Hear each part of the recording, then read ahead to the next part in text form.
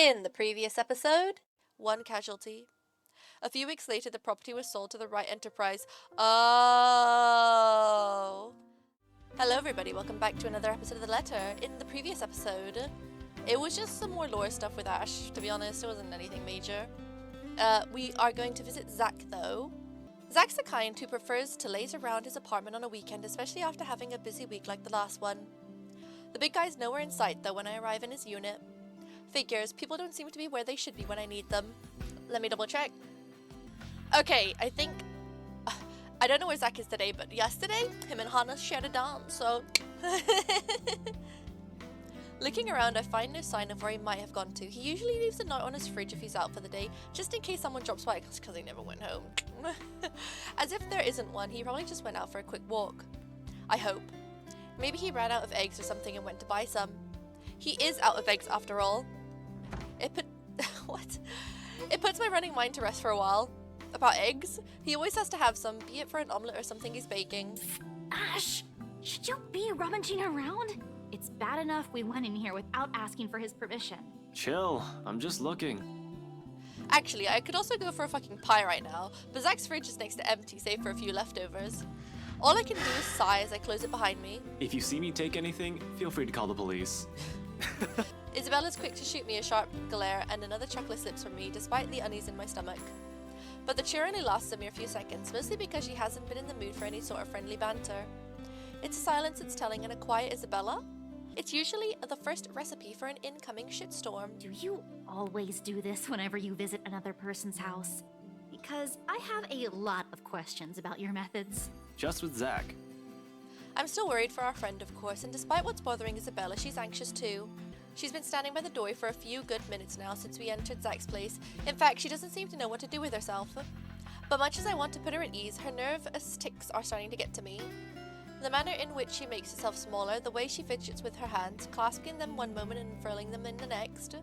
It's distracting enough to want to ask what's wrong. I doubt she'll give me a straight answer though, and the best I can do is help her temper it. You don't have to hang around the door. You might be here for a while. You can sit down. She hesitates for a second, but eventually takes the empty seat by Zach's study table. Aren't we going to look for him? Sure, we can, but where are we going to start? I can think of a few places he might be, but Luxburn's a big city. I don't want to miss the big guy if we leave, and... I trail off, making vague gestures in the general direction of Zach's bed. The messy bed suggests he was out in a hurry, he didn't even bother to fold the sheets, and he left his phone. His cell phone's been left behind as well, another odd thing when he has made it a habit to never leave it behind in case of a client At calls. least the locked door points to the fact that it wasn't a forced exit. I'm so sorry, I'm reading this so poorly. That seems to reassure her, but not so much. Understandable, anything might happen. In hindsight, I shouldn't have left Rebecca alone either. We'll have to check back on her later. Technically, she was gonna die, but we subverted that. In the meantime, Zach, but with no other clue where he is and no other way to contact him, we have no choice but to wait. Sure, I could give the room another run through, but I don't think Zach would appreciate me appending his place. Isabella won't let me do that either. Besides, I haven't eaten anything yet. Isabella probably hasn't too. We did leave in a hurry. Might as well take this chance to cool down a bit, right? Anything to distract myself so that I don't charge headfirst because of whatever paranoid scheme that comes to mind. Isabella is with me. I can't be reckless. Returning to the kitchen, the first thing I see is a bag of chips when I rifle through his cupboards. We call it crisps in the UK. After muttering a permission and an apology its owner won't hear, I grab it. Isabella doesn't miss shooting me another glare, but she doesn't really make an effort to stop me this time. She ignores my offer of food though. So instead I set myself on Zach's old couch and turn on the television. Isabella's silence may not be too heavy, but it sure as hell is awkward. The screen lights up right as some awful noontime drama starts airing on Channel 9. Nothing like sitting in front of the TV with a mindless drone running in the background to waste away time. And waste it away we do. The afternoon has hit its last few hours when movement comes from the other side of the door and Zach's heavy treads break the monotonous divil from the TV. The lock clicks, the knob turns, and slowly it swings open to reveal a very exhausted looking Zach. Wink. What, did he run a marathon? Sup, Z-Man? Hey, Zach. Sorry we just barged in here. Ash was... Relax. Z-Man gave me a copy of the key himself. Light as my tone might be, his arrival eases the restless edge in me. Who knows what I would have done if something bad happened to one of my friends. If another minute had gone by without him showing up, I might have resorted to unconventional methods. Only after you broke the 13th one? I can't keep replacing them every time you think it'd be a good idea to break into my apartment. And stop calling me Z-Man. I didn't break anything this time. Respect his boundaries, Ash. Ash, just because I gave you a key doesn't mean you can just stroll in here whenever you want to. And hey, is that my... It's scary how the friendly banter and easy smile come naturally. I do it even without thinking, and that speaks volumes about how comfortable I am around him. That's nice, isn't it? What makes me afraid of it, however, is the idea that a time might come when I might just do these things without even meaning to and offend him in some way. The friendship we have might be closer than most I've shared with others, but there are boundaries you can't cross without the other's permission. Zach's been respectful of that so far, neither asking about my parents or what happened to them. Me? I'd bet he'd say, not so much. It's also that easy banter that makes me wish we could just stay like this. No worries, no problems, just potato chips and the debate on whether or not I deserve them. But as usual, something always cuts the moment like this short. Of course he eats all of it. You know, I was saving that for the weekend. Did you at least share some with Bella? Don't worry about it. I'm good, Zach. Really? But it's free food, you know? What was that you usually say? You don't say no to free food? What happened? No, I'm just not hungry. Oh, this is the weird omelette transition scene. Although her tone forces him to do a double take, Zach doesn't push it. The question's all too clear in his eyes when he glances my way, though. I really wish I could answer him. Despite my best efforts, Isabella's been unforthcoming as well. What am I supposed to do? I can't just force her to speak, can I? She's not a criminal to be interrogated. She's a friend, for Pete's sake. It's a good thing Zach has a better handle of the situation than I, and soon enough, he changes the subject. Where it leads to isn't necessarily the better topic, however. Aye. But if you want something, just say so. I've got a fully restocked pantry right here at your disposal. Still not a 5-star level thing, but for an empty stomach, it'd do. Just say the word. Sorry. Thanks, Zach. Maybe next time. Food is not really what we came here for. Ash, he's the one who... She stumbles into one of her uncertain silences again before glancing my way. There's a plea in there for me to take the lead in this, but where do we start? The mansion, the strange things we've been seeing in the letter? Even I am afraid of what he might say. I can't even believe I'm considering taking a deeper look into this whole thing in the first place, but here I am. Please don't tell me something happened again. No, nothing. None so far. And we're keeping it that way as much as possible. Ash, it's not that easy. This isn't some... We don't know that. Let me... Sometimes I amaze myself how much I try for her. But what else can I offer her? I was the first one who brushed her off. We've all been given our warnings that day, in that desperate pleading tone of hers, and I just stood there judging her. Okay, I'm just gonna check the relationship quickly. Should we continue this ship that the story is putting on us, where Zach and Ash and Isabella end up together? Or should we ruin it for funsies? I don't know. This is the least I can do. Perhaps even make up to all of those other times I've hurt her. Let me look at this first, okay? I agreed to help, but you've got to let me handle things from now on. I already told you everything. There must be something we're not seeing in this just yet.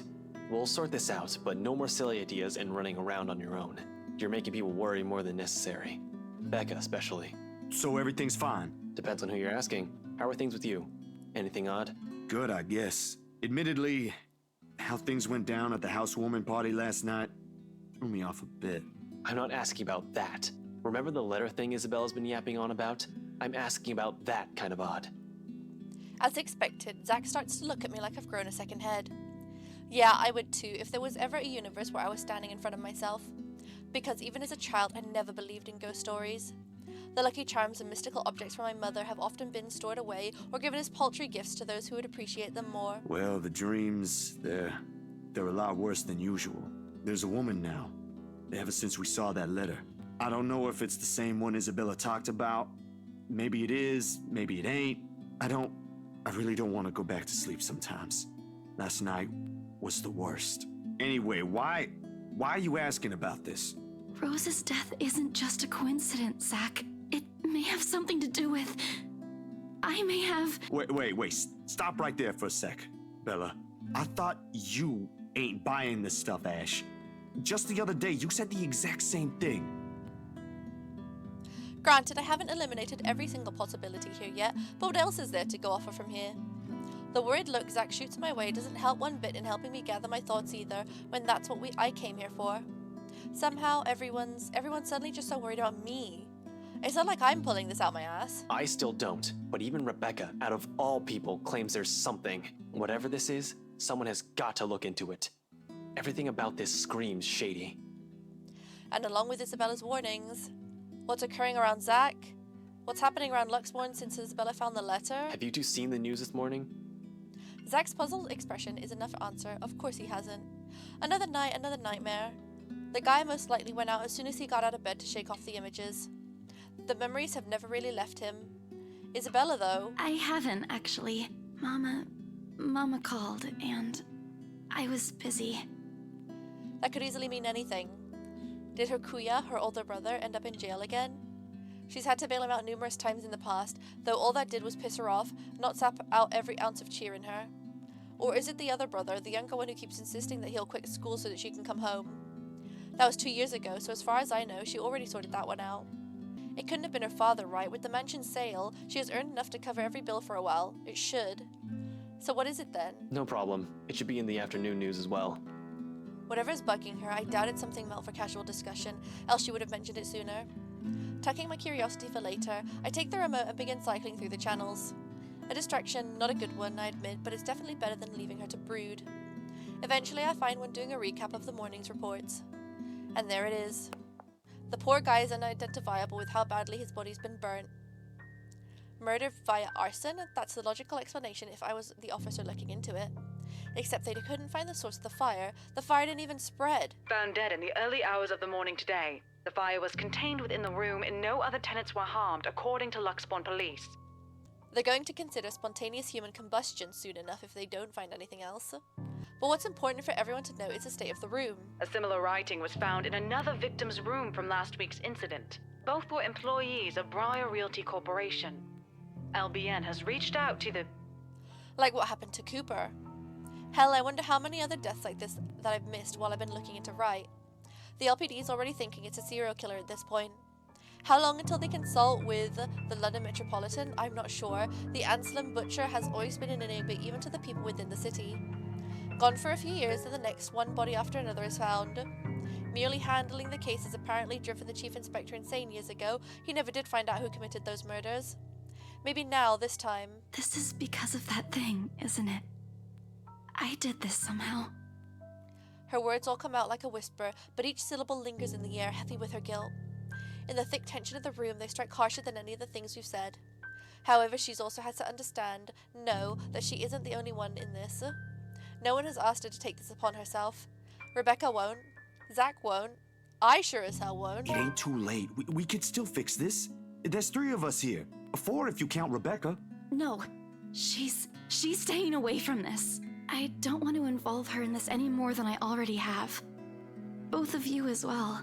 I already said it. That's completely out of the question. Stop asking. Encouragements aside, this is still a whole fucking mess and we're in it blind. The only way to make it worse is if we start running around like a bunch of headless chickens. But I have a concrete plan now, I think. Well, then it's not concrete then, is it? Maybe Isabella's right. Maybe we should dig deeper into BRC itself. Maybe we are looking at it the wrong way. However, my suspicions are mine for the moment. The details are something Zach doesn't need to know about until I have something to show. It's enough that he's aware that I have an idea in mind. For his part, Z-Man doesn't push it, and nothing but a heavy silence leads our departure hours later. Seriously, Zach would probably make a more responsible officer than me if he only had the heart to join the force. We could certainly use more kind people like him. But as good as the thought is, I push all of it at the back of my mind as Isabella and I head for my car. Tonight I can't stay distracted. Except for a few half-hearted attempts to get some kind of reaction from Isabella, the drive to BRC is a quiet, awkward affair, more so the hour-long wait for nightfall. Even with only the 2 of us, the place is rife with tense energy, only a matter of minutes now. But the ticking seconds don't take away the edge, and for the 5th time, I reach out and fiddle with the radio, adjusting and turning the knobs with no real... I swear to God, if it plays the elevator music again. It's a nervous quirk I've developed and never bothered to correct during stakeouts, something to keep my mind occupied during the long nights. It is. I can hear it. What else is there for me to do? The person I usually count on for casual out-of-the-blue chat refuses my attempts at starting one. Ash, out with it! The way she quickly falters into silence after, in spite of the tone she takes though, it makes me doubt if she ever means everything she's telling me right now. She hasn't even glanced my way since we arrived. Having second thoughts? You can still back out if you want. We're just going to my office. Why should I? Dunno? You can get in trouble maybe. This isn't exactly legal. Scope BRC out, see if the real estate company has any more information that may be of help, find things about Cooper and the other agents assigned to the Ermengarde mansion. According to Isabella, it's the last property the victims have worked on. Sure, I could also check the station for full reports. That's easy, semi-legal way. But I don't want to bump into the chief right now. The guys at the precinct will definitely throw me out on his orders as soon as they see me. Not that my plan right now is any better. I'm just breaking into a different place, more or less with a civilian to boot. Are you really breaking in if it's your own office? The latter still doesn't sit well with me. It never will, especially if this might put her in a very tricky position afterwards. She's been very careful when it comes to her work, almost model employee as people would say. Why is she throwing caution to the wind now? I'm not an employee here. I'm not supposed to be looking for any confidential stuff. Only people like you are privy to. If you mentioned earlier that this is your plan, I might have had enough time to think about it. I already promised to help if you need access to those files. I didn't think you'd want to see them this soon and in this way. Besides, the same goes for you, right? You were taken off your case. Won't you get in trouble with your boss? Honestly, it's a toss-up between breaking into her office or into the Wright's mansion. Zach already did that. As it stands, I'll have an easier time getting in here first. After all, why would someone want to break into a realty company? Been here many times before anyway for a few casual visits when I wanted to bug a scaredy cat. Over the years, I have more or less grown familiar with their security setup and how badly staffed they are. Plus, it's an old building. If the bankruptcy rumors are true, it just means their access protocols might also be outdated. Still, I can do this on my own, you know. Really? And how are you even planning to get into our office without an access card? Please explain. Well, I was going to pry open the card reader and use a gecko. You're a hopeless case. I really want to know why no one has locked you up yet. Yet you're helping me with this. Willingly. I don't think that'll sit well with the Philippine embassy either. Chances are you'll probably get deported the minute they find out. Low blow, I know, but it's worth a shot when she can still turn back. It's not like I don't have any means to get into the place. With or without her, I have a way. At least I have a reason to be snooping about. My badge and rank can speak for me in case things go south. You? For a passing second, it seems to work. A hint of panic and hesitation flashes across her features when she looks to me with searching eyes. Then, unexpectedly, it dissolves, not behind the fear I'm anticipating, but underneath something sharp and searing. I'm not sure what she sees exactly, or what she's hoping to find in this short while she's holding my gaze. All of it merely goes unspoken, and no longer than a minute later, she simply averts her attention back to the window, training it once again at some point outside. Isabella, please, now's not the time. It's too late for that, Ash. Give it a rest. An appeal, spoken in a voice too harsh coming from her, perhaps unintentional, perhaps one that's already too exhausted for everything going on lately. It's hard not to concede when she takes on that tone, and soon, despite myself, I sigh. Tucking away every concern I've been lugging around in favor of trusting her on this, according to her the same confidence she has implicitly given me all this time. Alright, okay, if that's what you want. And don't worry. I didn't mean what I said earlier. I won't let anything happen to you. Blush. Her lips briefly turn up into a smile, though none of the cheer reaches her eyes. Just get this over with, okay? Everyone should be out of the office by now. Somehow, the uncertainty in her posture makes me wonder if she intended it as some kind of comforting gesture. Whether it's from me or from her, she doesn't let me find out. Without saying another word, she exits the car while I'm left scrambling and chasing after her. She's already at the side entrance, a hand raised on the card reader beside it, another poised to push the door open when I catch up to her. Whatever doubt there has been in her face a while ago, it's gone. Seeing her like this makes it easier to believe my worries are unfounded, that things might go smoothly this time. And where do you think you kids are going? It's late. Most offices in this building have already closed up shop for the weekend. The bloke seems friendly enough, though one can't really tell from his voice alone. He might be the wary sort for all I know. Keeping an unconcerned face and an aloof air won't hurt, until I figured out how to wiggle us out of this situation. Just come back on Monday if you have important business. But from the way Isabella's face brightens up, it looks as though getting through won't be too much of a problem. He's probably been working here for a few months already then, maybe around 4 to 6 months max. Otherwise, he wouldn't have recognized Isabella or me at first glance. I haven't shown my face here since I've been assigned to the firm case a year ago. In the first place, none of the security officers ever lasted a year in service. The longest was around 7.5. Did the others die? I'll give this guy around that before he gets fired or finds a better paying job. For the moment, his too friendly attitude is almost a gift. Hey, Seb!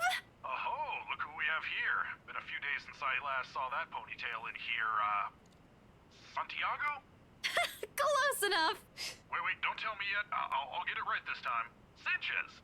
You were closer the first time. One sec. It's Santos. Drat. I swear it is on the tip of my tongue. I just need a hint to remember. I take it back. This geezer's not going to last past this month. He can't even remember a regular employee's name. Alrighty, I'm sure of it this time. Centillon? Still a few ways off, Seb. Isabella, we don't have all night.